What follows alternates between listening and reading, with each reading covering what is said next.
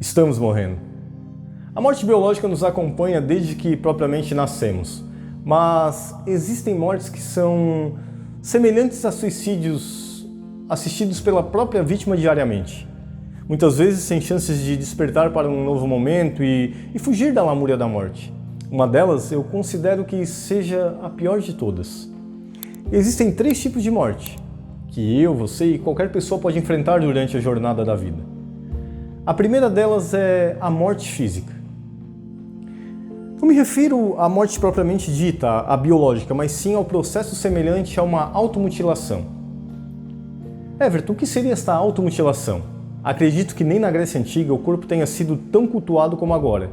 O corpo, para muitos como objeto de desejo, levou as pessoas a uma corrida desenfreada pela busca do que todos alegam ser saúde e bem-estar. Mas eu gostaria que me respondesse. De que saúde falamos quando o mercado de suplementos industrializados está a todo vapor? E posso ir um pouco além. A busca pelo bem-estar e corpo perfeito à base de toxinas como o Botox, por exemplo. Este é o nosso corpo saudável? A primeira morte eu considero a física. Não estamos interessados em ser saudáveis. O ser humano está interessado em se transformar objeto de desejo de alguém. Não se trata de saúde, se trata de ego, ao custo da agressão ao próprio corpo natural. A segunda morte é a morte emocional ou intelectual. Esta é um tipo de morte sorrateira que tem se tornado um caos social. Muito hoje atribuído aos traumas e nos tornamos refém do nosso próprio passado. E também na falta de controle de nossos impulsos. Nossa forma de perceber a vida é individual, assim como a de reagir aos acontecimentos. Daí começa a avaliar o comportamento dos indivíduos e se depara com pessoas que são viciadas, e friso, viciadas em psicoativos ou em desejos, ou em smartphones. Por quê? Primeiro, pela nossa constante estafa mental. O cérebro busca economizar energia e o prazer mais rápido. Segundo, porque a rotina de trabalho tem tomado o tempo das pessoas de forma muito mais intensa do que em qualquer outro momento. Você está conectado constantemente em seu trabalho.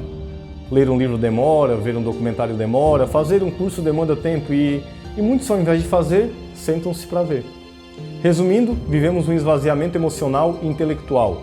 Então, drogas, desejos ou smartphones agem em nosso cérebro com momentos de prazer e descanso dessa vida turbulenta. Acredito que uma das maiores dificuldades encontradas hoje no interno de cada ser humano é descobrir o seu propósito de vida.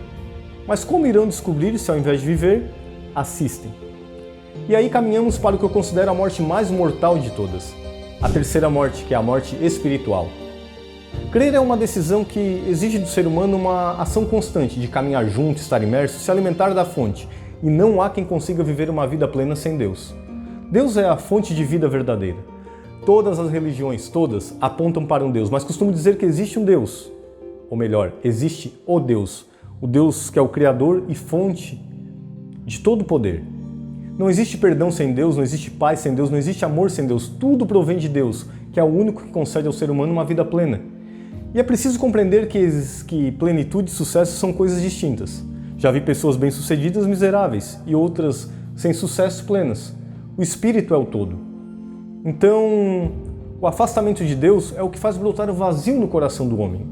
Um homem sem Deus vive uma busca constante, não para conhecer o que para ele ainda não é revelado, mas para preencher o vazio que existe dentro de si.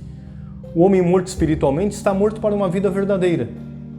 Penso, e apenas penso, que cada ser humano deve fazer uma reflexão a respeito da própria vida. E dar um novo rumo, se assim for. E por quê? Porque corre o risco de estar fadado a viver morto.